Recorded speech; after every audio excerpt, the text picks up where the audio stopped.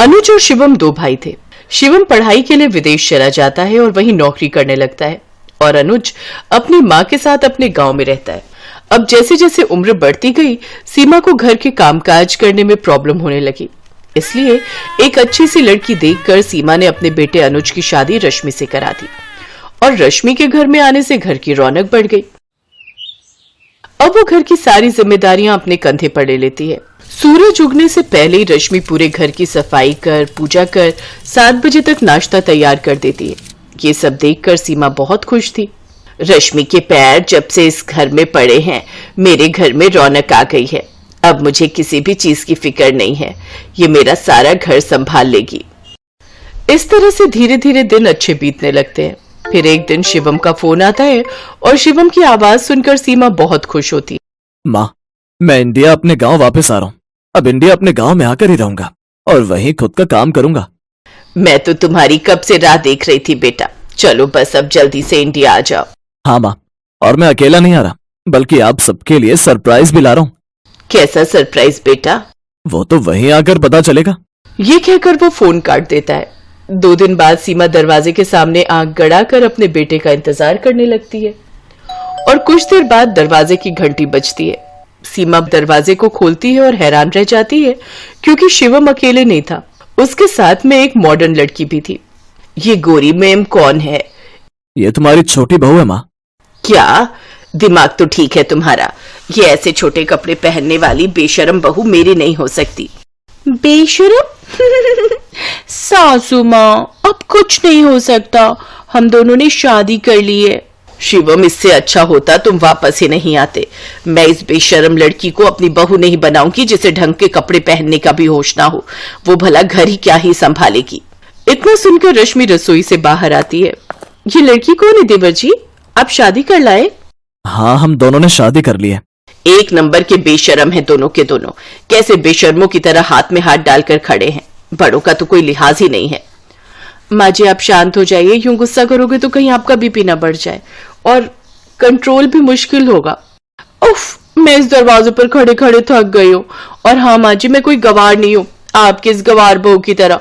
मैं आज के टाइम की पढ़ी लिखी लड़की हूँ, मॉडर्न लड़की हूँ। मुझे तुम अंदर आने से नहीं रोक सकती, नहीं तो कहीं ऐसा ना हो कि इस बुढ़ापे में जेल की चक्की पीसना पड़ जाए। अब चलो हटो मेरे रास्ते से। इतनी दूर से आई हूँ, थक गई हूँ, मुझे रेस्ट करना है। लीजा अपने पति के साथ हाथ पकड़कर अंदर जाती है। डार्लिंग, हमारा रूम कहाँ है? ऊपर वाले फ्लोर पर।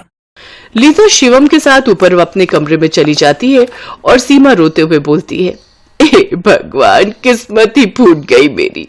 ये कैसी बहू मिली है। इतनी बदतमीजी से मुझसे आज तक कोई नहीं बोला जितना ये लड़की बोल कर गई है।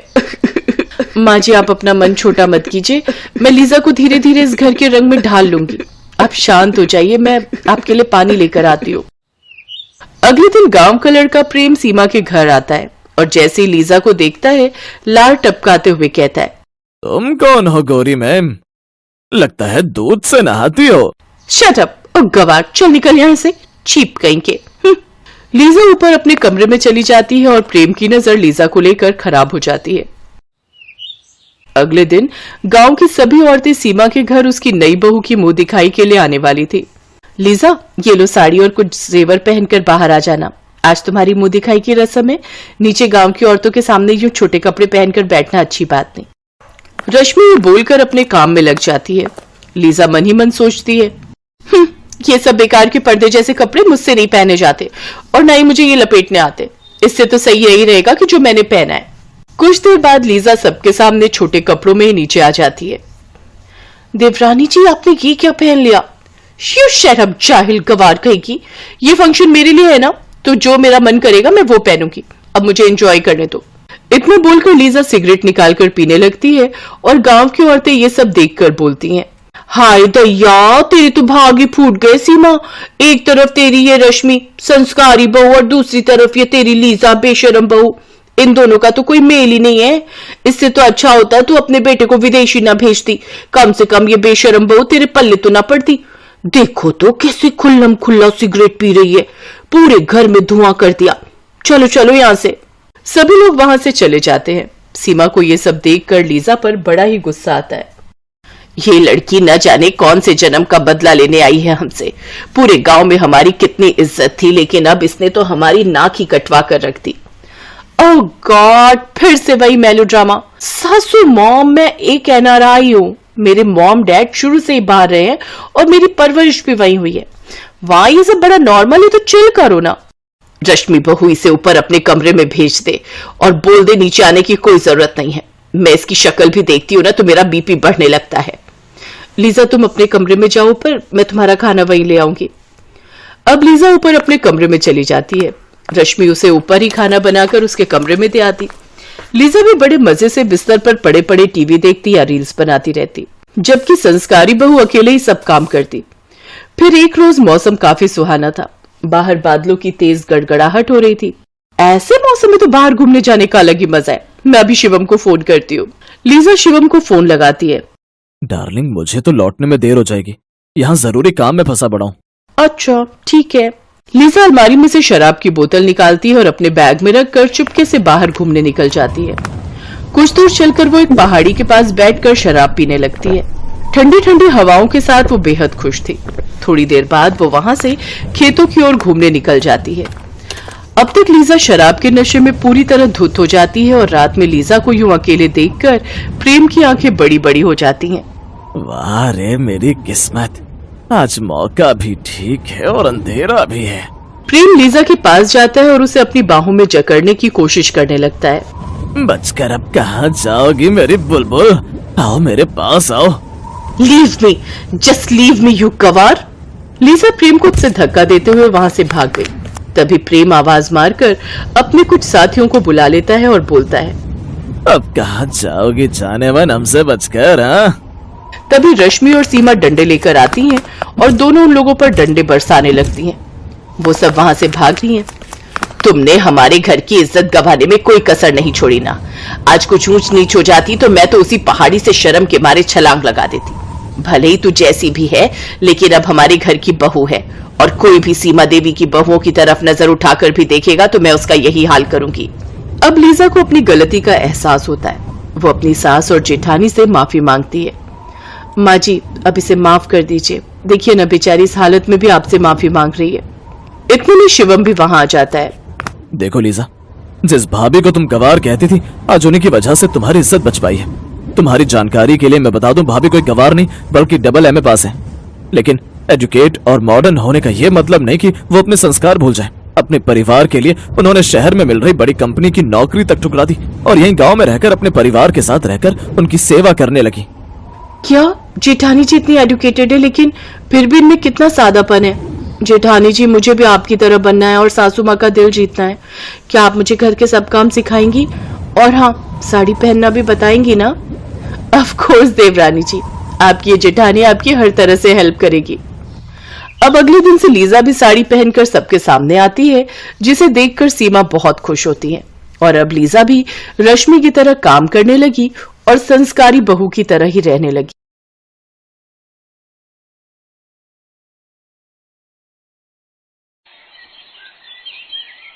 सुनिए ना, अब राहुल के लिए लड़की देखना शुरू कर दो। अब वो कमाता भी है और उसकी शादी की उम्र भी हो गई है। तुम ठीक कहती हो पायल, लेकिन सच कहूं तो मुझे ऑफिस के काम से फुर्सत ही नहीं, तो ये काम मैं तुम्हें ही सौंपता हूँ। इतनी बड़ी जिम्मेदारी आप मुझे क्यों दे रहे हैं? माँ बाबा के जाने के बाद जब तुमने इस घर की सारी जिम्मेदारियां इतने अच्छे से संभाल ली, तो फिर ये क्यों नहीं? भैया बिल्कुल ठीक कह रहे हैं भाभी। और वैसे भी हम दोनों ने सारा दिन काम के चक्कर में बाहर ही रहना है। घर पर तो आपको ही रहना है ना, उसके साथ। तो आप खुद ही ढूंढो अपनी देवरानी। ये है पायल, जिसके सास ससुर की मौत कई साल पहले ही हो चुकी थी। पायल गरीब घर से थी और समझदार भी थी। उसने आते ही सारा घर संभाल लिया था। अपने देवर और पति की बात सुनने के बाद अगले दिन से ही पायल अपने देवर के लिए लड़कियां देखना शुरू कर देती है, लेकिन उसे एक लड़की भी समझ में नहीं आती। ऐसे ही कुछ दिन बीत जाते हैं, लेकिन इसी दौरान राहुल को एक अमीर घर की लड़की रिया मिलती है, जिससे दोस्ती के कुछ दिन बाद ही दोनों में प्यार हो जाता है और फिर राहुल उसे सबसे मिलवाता है। पायल और प्रवेश रिया के घर वालों से मिलते हैं, जहां शुरू में तो वो इस शादी के लिए मना करते हैं क्योंकि राहुल बड़े घर का लड़का नहीं था, लेकिन फिर रिया की मर्जी के आगे उन सबको झुकना ही पड़ता है और वो उनकी शादी के लिए मान जाते हैं। फिर एक रोज पायल की पड़ोसन सरला मौसी वहां आती है। सरला की आदत थी, वो अक्सर लोगों के घरों में फूट डलवाती थी और मजे लेती थी। उस रोज भी उसने ऐसा ही किया। देख पायल, ज्यादा ख्याली पुलाव मत पका। इतिहास गवाह है, जेठानी और देवरानी कभी बहनों जैसी नहीं रह सकती। वो नए जमाने की लड़की है, तो जाहिर है तुझसे तो तेज तर्रार ही होगी ना। तो एक बात समझ ले, तूने अगर जरा भी ढील दी ना तो बस घर की डोर खिंच जाएगी तेरे हाथ से। रिया अमीर घर से थी, इसलिए उसकी शादी बड़े धूमधाम से होती है और वो अपने साथ खूब सामान भी लाती है। वाह, नई बहू तो कितने पैसे वाली घर से आई है। ये तो अपने साथ कितना दहेज लाई है। लेकिन जब बेचारी पायल आई थी, 2 जोड़ी कपड़े में ही आ गई थी। ये सब सुनकर पायल को अपनी देवरानी से जलन होने लगती है। शादी के बाद पायल उसे रहने के लिए ऊपर बना हुआ नया कमरा देती है, लेकिन कुछ ही दिनों में उसे नीचे का घर पुराना लगने लगता है और वो अपने पति से कहकर उस नए कमरे में शिफ्ट होने की बात करती है। होंगे वो अमीर घर से, लेकिन मेरे बाबा भी गांव के सरपंच हैं। हाँ, गरीब है लेकिन इज्जत वाले हैं, और मैं उससे पहले इस घर में आई हूँ, इसलिए ऊपर वाले नए कमरे में तो मैं ही रहूंगी। रिया अमीर घर से थी लेकिन समझदार थी, इसलिए वो चुपचाप अपना ऊपर का कमरा अपनी जेठानी को दे देती है और खुद नीचे के फ्लोर पर शिफ्ट हो जाती है। और फिर कुछ ही दिनों के अंदर, भाभी आपने ये छत का दरवाजा क्यों लॉक किया हुआ है? मुझे कपड़े सुखाने ऊपर। क्यों? ऊपर क्यों सुखाने? नीचे भी तो जगह है ना, और वैसे भी ये हमारा पोर्शन है, तो हमें भी तो कुछ प्राइवेसी चाहिए होती है ना। रिया ने शुरू में तो कुछ नहीं कहा, लेकिन धीरे धीरे उसे पायल का बर्ताव और उसकी हरकतें खटकने लगी। और फिर एक दिन, बस अब बहुत हो गया भाभी, और ये सब क्यों कर रही हैं? आपको मुझसे परेशानी क्या है? परेशानी मुझे क्यों होगी? हाँ, क्योंकि आप मुझे हर समय परेशान करती हो। मेरे क्या इतने बुरे दिन आ गए हैं? मुझे और भी काम होते हैं, समझी ना। भाभी, अगर आपके मन में कोई बात है तो हम बात कर सकते हैं, पर ऐसे एक दूसरे से मनमुटाव रखेंगे तो बड़ी दिक्कत हो जाएगी सच में।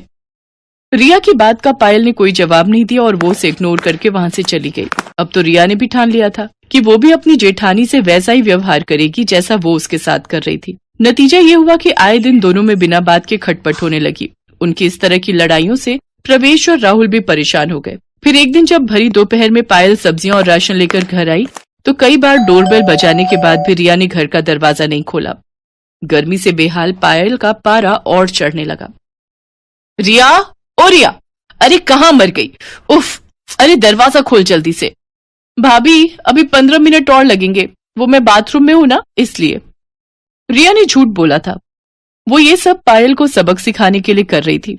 उधर तेज धूप में खड़ी पायल का गुस्सा बढ़ता जा रहा था। और फिर जब काफी देर बाद रिया ने दरवाजा खोला तो पायल ने उसे खूब खरी खोटी सुनाई। नतीजा उस दिन देवरानी जेठानी के बीच इतना झगड़ा हुआ कि दोनों ने अब एक दूसरे से बात करना ही बंद कर दिया। कई महीने ऐसे ही बीत गए और फिर आया बारिश का मौसम। ओहो, ये बारिश कभी भी आ जाती है। उफ, मेरे कपड़े बड़ी मुश्किल से सूखे थे। तेज बारिश में रिया के सारे कपड़े भीग गए थे और ये देखकर पायल बस हंसे जा रही थी। और ये देखकर रिया को बहुत गुस्सा आ रहा था, लेकिन उसने पायल से कुछ नहीं कहा और चुपचाप अपने भीगे कपड़े लेकर अपने कमरे में आ गई। लेकिन तभी उसे कुछ याद आया। ओहो, ऊपर जाते हुए बेलन मेरे हाथ में था, लगता है ऊपर छत पर ही छोड़ आई, जाकर लाना पड़ेगा। बस महारानी ने फिर से छत का दरवाजा न लॉक कर लिया हो। रिया फौरन वापस छत पर गई तो दरवाजा खुला हुआ था। वो जैसे ही अपना बेलन लेकर वापस मुड़ी तो उसने देखा कि पायल तेज बारिश में भीगते हुए अमरे कमरे की छत पर चढ़कर ईंटों के सहारे पन्नी लगा रही थी। अब हंसने की बारी रिया की थी और रिया ने इस मौके को जाने भी नहीं दिया। वो खूब हंसी और पायल भी खूब चिढ़ी। फिर रिया वापस नीचे आ गई, लेकिन जब कई घंटों तक बारिश नहीं रुकी और पायल के कमरे में लगातार पानी टपकता ही रहा तो रिया को पायल के लिए बुरा लगा। फिर कुछ सोचकर उसने ऊपर आकर पायल से कहा, भाभी अब बस करो, कपड़े बदल लो और नीचे आ जाओ, वरना बीमार पड़ जाओगी। मैं चाय बना देती हूँ। रिया की बात सुनकर पायल हैरान थी, लेकिन सच तो यही था कि वो भी पानी सींच कर परेशान हो चुकी थी। वो फौरन कपड़े बदल कर नीचे गई तो रिया ने उसे गर्मा गर्म चाय पकड़ा दी। दोनों साथ बैठकर चाय पी रही थी, लेकिन आपस में कुछ बोल नहीं रही थी। तभी राहुल और प्रवेश भी घर आ गए। वो दोनों रिया और पायल को एक साथ चाय पीते देख हैरान भी थे और खुश भी।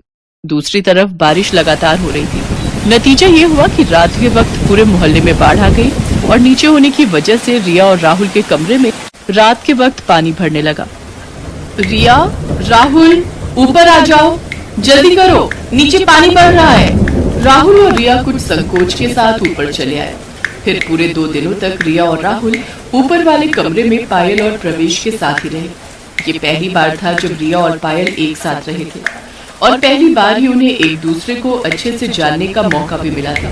बातों ही बातों में पता चला कि असल में सरला मौसी तो रिया को भी पायल के खिलाफ भड़का रही थी। अब जाकर पायल को अपनी गलती समझ आई। फिर एक दिन, अब अरे तुम दोनों एक साथ? हाँ मौसी, क्यों? नहीं नहीं, मैं तो बस ऐसे ही पूछ रही थी। ये लो मौसी, प्रसाद खाओ। हम दोनों साथ में मंदिर गए थे। सच में माता रानी ने हमारी आंखें खोल दी। सिर्फ आंखें नहीं, माता रानी ने तो हमारे कान भी खोल दिए ना भाभी। रिया की इस बात पर दोनों जोर जोर से हंसने लगी, लेकिन सामने खड़ी सरला की सूरत बस देखने लायक थी। Thanks for watching.